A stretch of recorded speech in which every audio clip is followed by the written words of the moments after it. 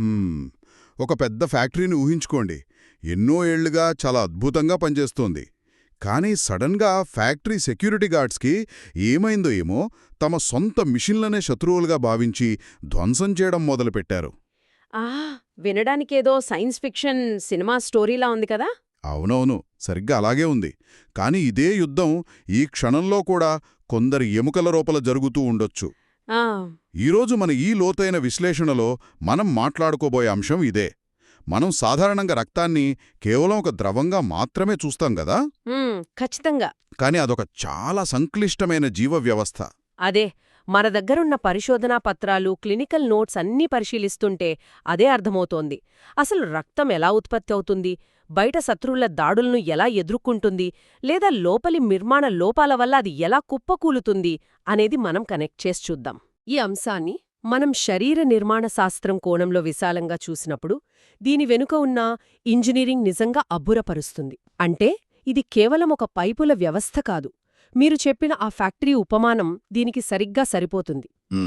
ఎముక మజ్జ, అదే bone marrow అనేది ఆ ఫ్యాక్టరీ అయితే, అందులో తయారయ్యే రక్తకణాలు శరీరమంతా ప్రాణవాయువును మోసుకెళ్లే రవాణా వాహనాలు. ఈ ఫ్యాక్టరీలో ఏ చిన్న లోపమొచ్చినా దాని ప్రభావం కిడ్నీల నుండి మెదడు దాకా పడుతుంది. వావ్! అయితే ఆ ఫ్యాక్టరీ గురించే ముందుగా మాట్లాడుకుందాం. అంత బాగుంటే ఫ్యాక్టరీ నిరంతరం వాహనాలను తయారు చేస్తూనే ఉంటుంది. కానీ ఈ అప్లాస్టిక్ అనీమియా అనే వ్యాధిలో ఫ్యాక్టరీ పూర్తిగా మూతపడుతుంది అని నోట్స్లో చదివాను. అసలు మన సొంత రోగనిరోధక వ్యవస్థే తన కణాలపై ఎందుకు దాడికి దిగుతుంది? ఏంటంటే ఇదొక ఆటో ఇమ్యూన్ దాడి. ఎముక మధ్యలో ఉండే మల్టీపోటెంట్ స్టెమ్ కణాలుంటాయి కదా. అంటే అన్ని రకాల రక్త కణాలకు మూలమైన కణాలు. అవునో. ఆ కణాల ఉపరితలంపై ఉండే యాంటిజెన్లలో కొన్ని మార్పులు వస్తాయి. ఈ చిన్న మార్పులు చూసి మన రోగనిరోధక వ్యవస్థ బాగా కంగారు పడుతుంది. ఇవి మన కణాలు కావు, బయటి శత్రువులు అని పొరబడుతుంది. ఓ, అంటే టోటల్గా కన్ఫ్యూజ్ అవుతుందన్నమాట. ఖచ్చితంగా. వెంటనే సైటోటాక్సిక్ టీ కణాలు రంగంలోకి దిగుతాయి. అలాగే టీ హెల్పర్ కణాల నుండి ఇంటర్ఫెరాన్ గామా అనే రసాయనం విడుదలవుతుంది. ఈ దాడికి తట్టుకోలేక ఆ మూలకణాలు తమను తాము నాశనం చేసుకుంటాయి. దీన్నే అపోప్టోసిస్ అంటారు. అరేరే! దీనివల్ల పాన్సైటోపేనియా వస్తుంది. అంటే ప్లేట్లెట్స్, ఎర్రరక్త కణాలు, తెల్లరక్త కణాలు అన్నీ తగ్గిపోతాయి. అంటే మిషన్లను ఆపరేట్ చేసేవాళ్ళెవరూ లేరు. మరి ఆ సమయంలో మైక్రోస్కోప్లో చూస్తే ఆ ఫ్యాక్టరీ ఎలా కనిపిస్తుంది? అదొక పాడుబడిన భవనంలా కనిపిస్తుంది. మామూలుగా అక్కడ కిటకిటలాడుతూ ఉండాల్సిన కణాలు మాయమైపోయి ఆ ఖాళీ ప్రదేశంలో కేవలం కొవ్వు కణాలు, అంటే ఫ్యాట్ సెల్స్ మాత్రమే పేరుకుపోతాయి. దీన్నే హైపోసెల్యులారిటీ అంటారు. సరే, ఇలా దాడి జరగడానికి కేవలం మన శరీరం కన్ఫ్యూజ్ అవడమే కారణమా, లేక బయటి నుండి మనం తీసుకునే మందుల ప్రభావం కూడా ఉంటుందా? బయటి ప్రేరకాలు ఖచ్చితంగా ఉంటాయి. కొన్నిసార్లు కీమోథెరపీ లాంటి మందులు వాడినప్పుడు ఆ మందు మోతాదు ఎక్కువగా ఉంటే ఎముక మధ్య దెబ్బతింటుంది. ఇది మనం ఊహించగలిగేదే. కానీ సల్ఫోనమైడ్స్, యాంటీసీజర్ మందులు లేదా నిఫిడిపైన్ లాంటి సాధారణ మందులు కొందర్లో అనూహ్యమైన రియాక్షన్ను కలిగిస్తాయి. అంటే ఇడియోసింక్రెటిక్ అంటారు కదా, అదా? అవునవును. అంటే ఏ క్షణంలోనైనా ఎలాంటి ముందస్తు సూచన లేకుండా ఈ దాడి మొదలవ్వచ్చు. ఇదంతా చూస్తుంటే నాకు విషయం చాలా ఆశ్చర్యంగా అనిపిస్తోంది. ఫ్యాక్టరీలో పని ఆగిపోయినప్పుడు శరీరంలో ఆక్సిజన్ స్థాయిలు పడిపోతాయి కదా. అప్పుడు కిడ్నీల్లో ఉండే మేనేజర్లు, అంటే మన ఎరిథ్రోపాయిటిన్ లేదా ఈపీఓ హార్మోన్, మరిన్ని కణాలు తయారు చేయండి అని సిగ్నల్స్ పంపిస్తారు. మరి అప్లాస్టిక్ అనీమియాలో ఆ సిగ్నల్స్ ఏమవుతాయి? కిడ్నీలు తమ పని తాము చేస్తూనే ఉంటాయి. రక్తంలో ఆక్సిజన్ తగ్గగానే పెరిట్యూబ్యులార్ ఫైబ్రోబ్లాస్ట్ కణాలు ఈపీఓను ఉత్పత్తి చేస్తాయి. కాబట్టి అప్లాస్టిక్ అనీమియా ఉన్నవారి రక్తంలో ఈపీఓ స్థాయిలు చాలా ఎక్కువగా ఉంటాయి. అంటే సిగ్నల్స్ వెళ్తున్నాయి. అవును. కాని కిడ్నీలో ఎంత అరిచినా ఆ సిగ్నల్ అందుకోవడానికి ఎముక మధ్యలో స్టెమ్ కణాలే లేవు కదా.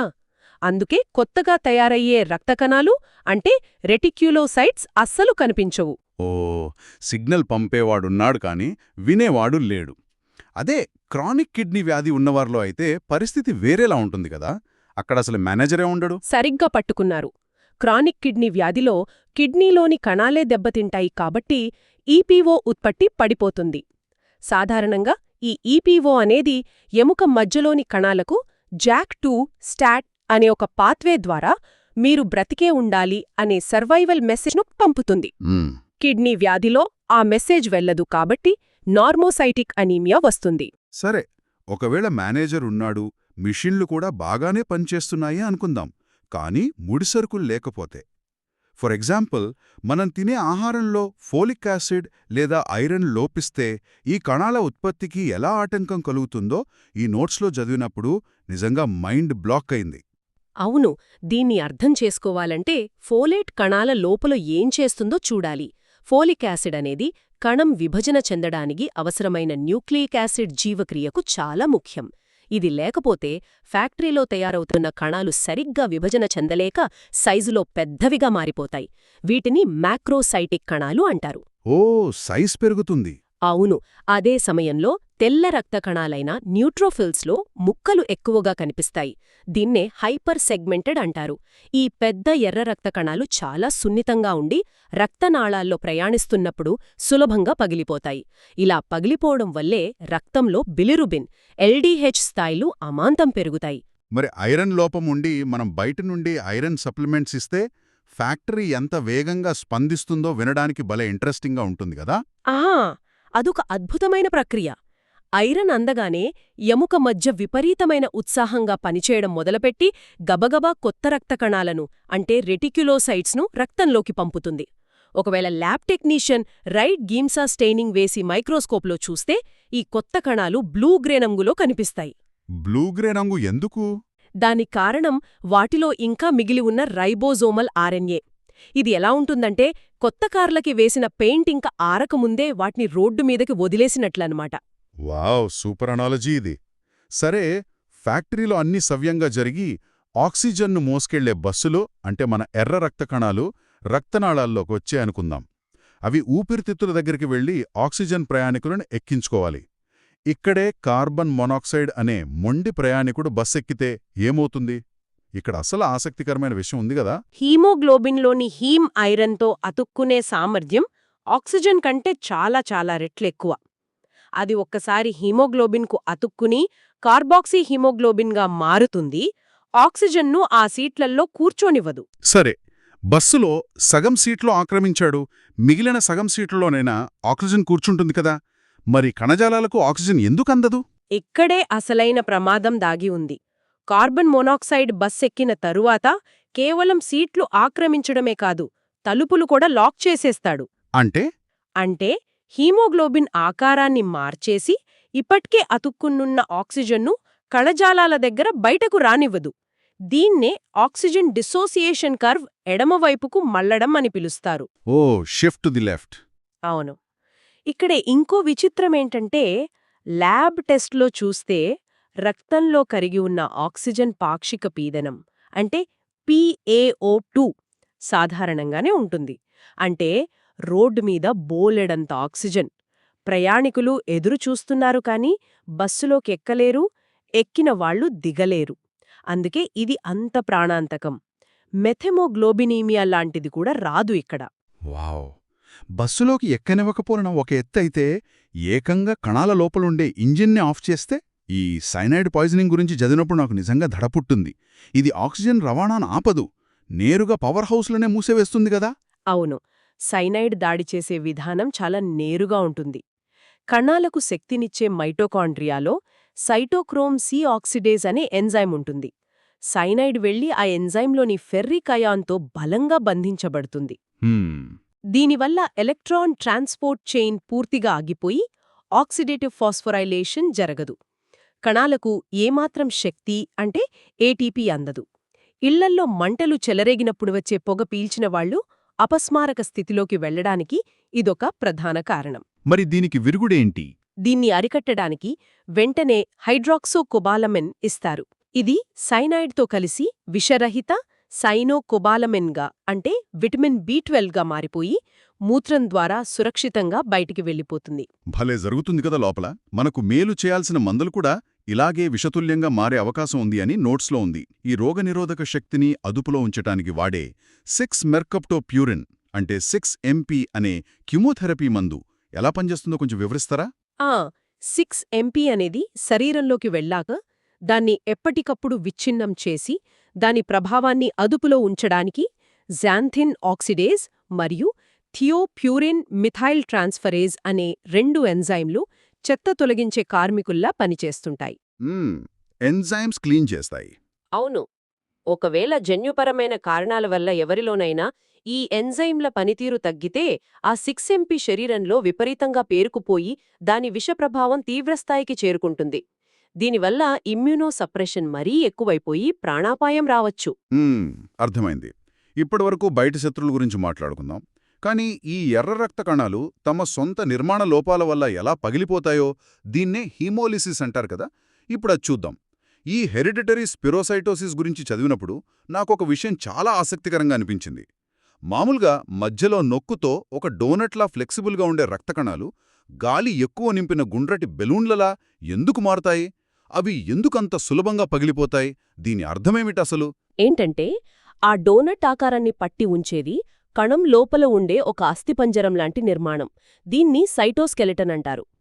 ప్రధానంగా స్పెక్ట్రిన్ మరియు యాంకిరిన్ అనే ప్రోటీన్లు ఒక వలలాగా దీన్ని పట్టి ఉంచుతాయి. ఈ ప్రోటీన్లలో లోతోడమ్మప్పుడు కణాలు తమ ఫ్లెక్సిబుల్ ఆకారాన్ని కోల్పోయి గుండ్రంగా చాలా టైట్గా ఉండే బెలూన్లలా మారుతాయి. ఈ కణాల్లోంచి కొద్దిగా నీరు బయటకు పోవడం వల్ల వాటి లోపల హీమోగ్లోబిన్ సాంద్రత బాగా పెరుగుతుంది. దీన్నే MCHC అంటారు. ఓ, మరి ఈ టైట్ బెలూన్ లాంటి కణాలు రక్తనాళాల్లోంచి సులభంగా ప్రయాణించగలవా? ముఖ్యంగా ప్లీహం, అదే స్ప్లీన్ ద్వారా వెళ్ళినప్పుడేమవుతుంది? స్ప్లీన్ అనేది ఒక చాలా ఇరుకైన టోల్గేట్ లాంటిది. పాతబడిన లేదా దెబ్బతిన్న కణాలను ఏరివేయడమే దాని పని.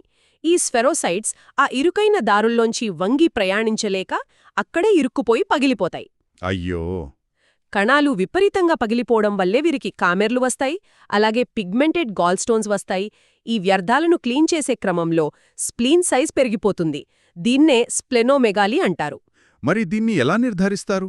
ఈ వ్యాధిని ఖచ్చితంగా నిర్ధారించడానికి కణాలను వేరువేరు ద్రావణాల్లో వేసి అవి ఎంత త్వరగా పగులుతున్నాయో చూసే ఆస్మాటిక్ ఫ్రజిలిటీ టెస్ట్ ఉపయోగిస్తారు. ఈ పగిలిపోవడం మరీ తీవ్రంగా ఉంటే ఫ్యాక్టరీలో ఉత్పత్తి సరిపోక శరీరంలోని ఇతర భాగాలు కూడా కణాలను తయారు చేయడం మొదలుపెడతాయట కదా? అవును కదా. బీటా తెలసీమియా లాంటి తీవ్రమైన హెమోలిటిక్ అనీమియా ఉన్నప్పుడు ఎముక మధ్య సామర్థ్యం ఏమాత్రం సరిపోదు. అప్పుడు శరీరం ఒక ఎమర్జెన్సీ మోడ్లోకి వెళుతుంది. ఎమర్జెన్సీ మోడ్ అంటే? ఎముక మధ్య బయట ఉండే కాలేయం, ప్లీహం లాంటి అవయవాలు తాత్కాలిక ఫ్యాక్టరీలుగా మారిపోయి రక్త కణాలను ఉత్పత్తి చేయడం ప్రారంభిస్తాయి. దీన్నే ఎక్స్ట్రామెడ్యులరీ హెమటోపోయసిస్ అంటారు. వావ్! నిర్మాణ లోపాలకి సంబంధించి పైరువేట్ కినేజ్ లోపం గురించి కూడా నోట్స్లో ఉంది. ఇందులో కణాలకు కావాల్సిన శక్తి అంటే ఏటీపీ ఉత్పత్తి ఆగిపోతుంది కదా? సరిగ్గా చెప్పారు. గ్లైకోలిసిస్ ప్రక్రియ సరిగ్గా జరగప ఏటీపీ ఉత్పత్తి కానప్పుడు కణాల బయటి పొరను నిర్వహించడానికి శక్తి చాలదు. దానివల్ల కణాల నిర్మాణం దెబ్బతింటుంది. ఆ ముక్కలైన కణాలను ఏరివేసి స్ప్లీన్ విపరీతంగా శ్రమించి వాపుకు గురవుతుంది. ఇవి భౌతికమైన లోపాలు. మరి రసాయన లోపాల విషయానికొస్తే ఈ G6PD లోపం గురించి ఖచ్చితంగా మాట్లాడుకోవాలి. ఎందుకంటే ఇది ప్రపంచవ్యాప్తంగా చాలా సాధారణం కదా. ఇది ఎక్కువగా మగవారిలోనే ఎందుకు కనిపిస్తుంది? ఈ G6PD ఎంజైమ్కి సంబంధించిన జన్యువు X క్రోమోజోంపై ఉంటుంది. కాబట్టి ఇదొక X లింక్డ్ రిసెసివ్ డిజార్డర్. మగవారిలో ఒకటే X క్రోమోజోం ఉంటుంది కాబట్టి అది లోపిస్తే నేరుగా వ్యాధి వచ్చేస్తుంది. మరి ఆడవారిలో? ఆడవారిలో 2 X క్రోమోజోమ్స్ ఉంటాయి కాబట్టి సాధారణంగా వారు క్యారియర్స్గా ఉంటారు. అయితే కొన్నిసార్లు స్క్యూడ్ లయోనైజేషన్ అనే ప్రక్రియ వల్ల, అంటే ఆరోగ్యకరమైన X క్రోమోజోమ్స్ ఎక్కువగా నిష్క్రియం చేయబడితే స్త్రీలలో కూడా ఈ లక్షణాలు కనిపించవచ్చు. ఈ ఎంజైమ్ లేకపోతే ఆక్సిడేటివ్ స్ట్రెస్ తట్టుకోవడం కష్టమంటారు కదా. అంటే డాప్సాన్ లేదా ఫ్లోరోక్లినోలోన్స్ లాంటి మందులు వాడినా లేదా ఇన్ఫెక్షన్ వచ్చినా ఈ కణాలు ఎలా పగిలిపోతాయి? కణాల లోపల పేరుకుపోయే ఫ్రీ రాడికల్స్ను తటస్థీకరించడానికి G6PD ఎంజైమ్ చాలా అవసరం. అది లేనప్పుడు ఆక్సిడేటివ్ స్ట్రెస్ వల్ల హీమోగ్లోబిన్ ముద్దలుగా మారిపోయి డీనాచర్ అవుతుంది. ఓహో, ముద్దలుగా మారుతుందా? అవును. మైక్రోస్కోప్లో వీటిని హేంజ్ బాడీస్ అంటారు. ఆ ముద్దలను ప్లీహాలోని మ్యాక్రోఫేజెస్ కొరికినప్పుడు ఆ కణాలు పగిలిపోతాయి. ఇదే తరహాలో గ్లూటాథయాన్ రిడక్టేజ్ ఎంజైమ్ లోపమున్నా అచ్చమిలాగే జరుగుతుంది. ఎందుకంటే అది NADPHను ఉపయోగించుకుని కణాన్ని రక్షించలేకపోతోంది. వావ్! ఈ జన్యుపరమైన మార్పులు హీమోగ్లోబిన్ లక్షణాలనే ఎలా మార్చేస్తాయో హీమోగ్లోబిన్ సి వ్యాధిని చూస్తే అర్థమవుతోంది. ఇక్కడ ఒక చిన్న అమైనో యాసిడ్ మారడం వల్ల ఎలక్ట్రిక్ ఛార్జ్ మారిపోతుందట కదా. అవునవును, ఇదొక మిస్సెన్స్ మ్యూటేషన్. బీటా గ్లోబిన్ చైన్లో సాధారణంగా గ్లూటమేట్ అనే అమైనో యాసిడ్ ఉండాలి. దానికి నెగటివ్ ఛార్జ్ ఉంటుంది. కానీ మ్యూటేషన్ వల్ల దాని స్థానంలో లైసిన్ వస్తుంది. లైసిన్కి పాజిటివ్ ఛార్జ్ ఉంటుంది కదా. ఖచ్చితంగా. ఈ ఒక్క మార్పు వల్ల హిమోగ్లోబిన్ మాలిక్యూల్ యొక్క మొత్తం నెగటివ్ ఛార్జ్ పడిపోతుంది. అందుకే జెల్ ఎలక్ట్రోఫోరేసిస్ ప్రయోగంలో చూస్తే అతి తక్కువ నెగటివ్ ఛార్జ్ ఉన్న హిమోగ్లోబిన్ సి చాలా నెమ్మదిగా కదులుతుంది. హిమోగ్లోబిన్ ఏ అందరికంటే వేగంగా ముందుకెళ్తే ఆ తర్వాత హిమోగ్లోబిన్ ఎస్, చివరగా హిమోగ్లోబిన్ సి నిలిచిపోతుంది. ఇక్కడిదాకా విన్నది ఒక ఎత్తైతే, కొన్నిసార్లు బయటి బ్యాక్టీరియా వల్ల మన సొంత రోగనిరోధక వ్యవస్థే కన్ఫ్యూజ్ అయ్యి మన కణాలని నాశనం చేస్తుంది. ఈ మైకోప్లాజ్మా న్యూమోనియా ఇన్ఫెక్షన్లో ఈ క్రాస్ రియాక్షన్ ఎలా జరుగుతుంది? ఇది బ్యాక్టీరియా వేసే ఒక పెద్ద మాయాజాలమనొచ్చు. ఈ మైకోప్లాజ్మా బ్యాక్టీరియా మన శ్వాసకోశ వ్యవస్థపై ఉండే ఒక ప్రత్యేకమైన ఒలిగోసాకరైడ్కి అతుక్కుంటుంది. ఇక్కడ విచిత్రమేమిటంటే అచ్చం అలాంటి ఒలిగోసాకరైడ్ నిర్మాణమే మన ఎర్ర రక్త కణాలపై కూడా ఉంటుంది. అరే, అంటే సేమ్ లాగా ఉంటుందన్నమాట. అవును, మన శరీరం బ్యాక్టీరియాను చంపడానికి ఐజీఎం యాంటీబాడీలను ఉత్పత్తి చేస్తుంది. వీటినే కోల్డ్ అగ్లూటినిన్స్ అంటారు. ఆ యాంటీబాడీలు బ్యాక్టీరియాను చంపడంతో పాటు పొరపాటున మన రక్త కణాలపై కూడా దాడి చేస్తాయి. అయ్యో, మరిది తగ్గదా? అయితే భయపడాల్సింది లేదు.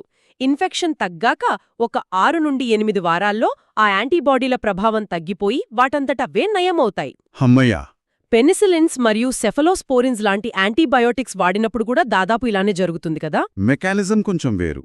ఆ మందులు రక్తకణాల ఉపరితలానికి గట్టిగా అతుక్కుని హాప్టిన్స్గా పనిచేస్తాయి. అంటే కణానికి ఒక శత్రు ట్యాగ్ వేసినట్లు. ఓ, టార్గెట్ లాగా. అవును. దాన్ని చూసి మన శరీరం వెంబడే ఐజీజీ యాంటీబాడీలను పంపుతుంది. స్ప్లీన్లోని మ్యాక్రోఫాజెస్ ఆ ట్యాగ్స్ను గుర్తించి ఆ కణాలను నాశనం చేస్తాయి. అదృష్టవశాత్తు ఆ మందులు వాడటం ఆపేస్తే ఇది కూడా సర్దుకుంటుంది. సరే, రసాయన దాడులు గురించి విన్నాం. కాని భౌతిక గాయాల వల్ల రక్తకణాలు ముక్కలవ్వడం గురించి చదివితేనే ఒళ్ళు గగురు పుడుతుంది. ఈ స్కిస్టోసైట్స్ లేదా హెల్మిట్ కణాలు, అసలు ఈ వాస్తవాల్లో మిమ్మల్ని ఏది ఆశ్చర్యపరుస్తుంది? మన రక్తనాళాలే కణాలను కోసే బ్లేడ్లుగా ఎలా మారుతాయసను? కృత్రిమ గుండె కవాటాలు అంటే ప్రాస్థెటిక్ కార్డియాక్ వాల్వ్స్ అమర్చిన రోగుల్లో ఇది స్పష్టంగా కనిపిస్తుంది. ఆ కవాటాలు మూసుకుని తెరుచుకుంటున్నప్పుడు వాటి మధ్య విపరీతమైన ఒత్తిడి మరియు అల్లకల్లోలం ఏర్పడుతుంది. ఆ ఫోర్స్కి అక్కడ గుండా వెళ్లే ఎర్ర రక్త కణాలు అక్షరాల కత్తిరించబడతాయి. ముక్కలైపోయిన ఆ కణాలే మైక్రోస్కోప్లో హెల్మెట్ ఆకారంలో లేదా బర్క్ కణాలుగా కనిపిస్తాయి. దీన్నే మ్యాక్రో యాంజియోపాథిక్ అనీమియా అంటారు. ఇదే ప్రమాదం చిన్న రక్తనాళాల్లో కూడా జరగొచ్చు కదా. దాన్ని మైక్రో యాంజియోపాథిక్ హీమోలిటిక్ అనీమియా అంటారు. ముఖ్యంగా హెచ్యుఎస్ అంటే హీమోలిటిక్ యురేమిక్ సిండ్రోమ్ లాంటి పరిస్థితుల్లో ఏం జరుగుతుంది? ఈ హెచ్యుఎస్, టీటీపీ, డిఐసి లాంటి పరిస్థితులలో సూక్ష్మమైన రక్తనాళాల్లో చిన్న చిన్న క్లాట్స్ ఏర్పడి దారి సన్నబడుతుంది. ఆ సన్నటి దారులోంచి బలవంతంగా వెళ్లబోయే కణాలు ముక్కలవుతాయి. హెచ్యుఎస్ అనేది ఎక్కువగా పిల్లల్లో ఒక రకమైన ఈకోలై బ్యాక్టీరియా వల్ల వచ్చే రక్త విరేచనాల తర్వాత వస్తుంది. ఆ చిన్న చిన్న క్లాట్స్ కిడ్నీలలో ఏర్పడటం వల్ల కిడ్నీ గాయమవుతుంది. ఆ గడ్డలు ఏర్పడే క్రమంలో ప్లేట్లెట్స్ అన్నీ వాడేయబడతాయి, కాబట్టి వాటి సంఖ్య తగ్గిపోతుంది. రక్తకణాలు కూడా ముక్కలవుతాయి కదా? అవును, రక్తకణాలు ముక్కలవ్వడం వల్ల హిమోగ్లోబిన్ తగ్గుతుంది, బిలిరుబిన్ మరియు ఎల్డీహెచ్ పెరుగుతాయి. కిడ్నీలు దెబ్బతినడం వల్ల బియుఎన్ మరియు క్రియాటినిన్ పెరుగుతాయి.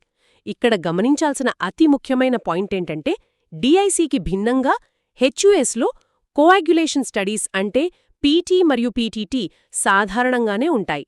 ఎందుకంటే ఇందులో క్లాటింగ్ ఫ్యాక్టర్స్ సిస్టమిక్గా పూర్తిగా ఖర్చు కావు. ఇదంతా వింటుంటే అసలు రక్తం ప్రవహిస్తుంటేనే ఇన్ని సమస్యలొస్తే ఎక్కడో ఒకచోట గాయమైతే అది ఎలా ఆగుతుంది అనే సందేహం వస్తోంది. రక్తం గడ్డకట్టడం అనేది ఒక గొలుసుకట్టు చర్య కదా. అక్కడ ఒక లింక్ మిస్ అయితే ఆ చర్య ఆగిపోతుంది. హీమోఫీలియాలో ఖచ్చితంగా ఇదే జరుగుతుంది కదా. ఒక చిన్న పన్ను పీకిన తర్వాత రక్తం ఆగకపోవడం ఎంత భయంకరం అసలు. అవును కదా. ఇది ఎక్స్ లింక్డ్ రిసెసివ్ కొగులోపతి. హీమోఫీలియా ఉన్నవాలికి బయట దెబ్బలు తగిలినప్పుడే కాదు, కండరాల్లో లోపలే రక్తస్రావం అవ్వడం, కీళ్లలో రక్తం చేరడం లాంటివి జరుగుతాయి. కీళ్లలో కూడా రక్తం చేరుతుందా? అవును, దీన్నే హెమర్థ్రోసిస్ అంటారు. ఆ గొలుసుకట్టు చర్యను మీరు ప్రస్తావించారు కదా, ఇక్కడ హీమోఫీలియా ఏలో ఫ్యాక్టర్ 8 లేదా హీమోఫీలియా బిలో ఫ్యాక్టర్ 9 అనే ప్రోటీన్లు లోపిస్తాయి. ఈ ఒక్క లింక్ లేకపోవడం వల్ల ప్రోథ్రాంబిన్ కాస్త థ్రాంబిన్గా మారలేదు. అందుకే ల్యాబ్ పరీక్షల్లో కేవలం పీటీటీ మాత్రమే పెరుగుతోంది, మిగతావన్నీ సాధారణంగానే ఉంటాయి. అంటే ల్యాబ్లో దీన్ని టెస్ట్ చేయొచ్చా? అవును. ఆసక్తికరమైన విషయమేంటంటే, ఈ రోగుల రక్తాన్ని ల్యాబ్లో తీసుకుని దానికి డైరెక్ట్గా థ్రాంబిన్ కలిపితే వెంటనే గడ్డకొడుతుంది. సమస్య థ్రాంబిన్ తయారీలోనే ఉందన్నమాట. వావ్! దీనికోసమే కొత్తగా ఎమిసిజుమాబ్ అనే మందు వచ్చిందనుకుంటా. ఇది ఎలా పనిచేస్తుందో తెలిస్తే సైన్స్ పట్ల గౌరవం మరింత పెరుగుతుంది. ఖచ్చితంగా. అదొక మోనోక్లోనల్ యాంటీబాడీ.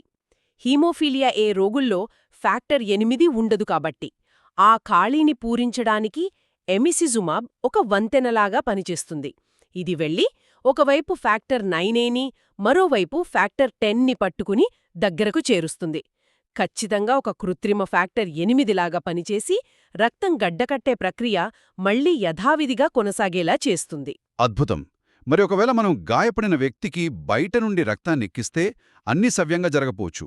ఈ అక్యూట్ హీమోలిటిక్ ట్రాన్స్ఫ్యూజన్ రియాక్షన్ అనేదొస్తే పరిస్థితి విషమిస్తుంది కదా? అవును. రక్తం గ్రూప్ సరిగ్గా మ్యాచ్ కానప్పుడు జరిగే టైప్ 2 హైపర్ సెన్సిటివిటీ రియాక్షన్ ఇది. రోగి శరీరంలో ముందే తయారయ్యున్న యాంటీ-ఏబీఓ యాంటీబాడీలు మనం ఎక్కించిన కొత్త కణాలను శత్రువులుగా చూసి క్షణాల్లో దాడి చేస్తాయి. అంటే వెంటనే రియాక్షన్ వస్తుందా? చాలా వేగంగా వస్తుంది. కాంప్లిమెంట్ సిస్టమ్ యాక్టివేట్ అయ్యి ఆ కణాలన్నీ పగిలిపోతాయి. దీనివల్ల రక్తనాళాలు ఒక్కసారిగా వ్యాకోచించి రోగికి జ్వరం, ఛాతీనొప్పి, నడుము నొప్పి వస్తాయి. బ్లడ్ ప్రెషర్ పడిపోయి షాక్లోకి వెళ్తారు మరియు హీమోగ్లోబిన్ యూరియా వస్తుంది. ఇదొక medical emergency. Oh my god! మరి గ్రూప్ మ్యాచ్ అయినా సరే క్రానిక్ అనీమియా ఉండి పదే పదే ఎన్నో ఏళ్లుగా రక్తమెక్కించుకుంటే వాళ్లకు ఐరన్ ఓవర్లోడ్ వచ్చే ప్రమాదముంది అని చదివాను. అవును. ప్రతి బ్లడ్ బ్యాగ్తో పాటు శరీరంలోకి ఐరన్ కూడా వెళ్తుంది కదా. మన శరీరానికి అదనపు ఐరన్ను బయటకు పంపే సరైన యంత్రాంగం లేదు అసలు.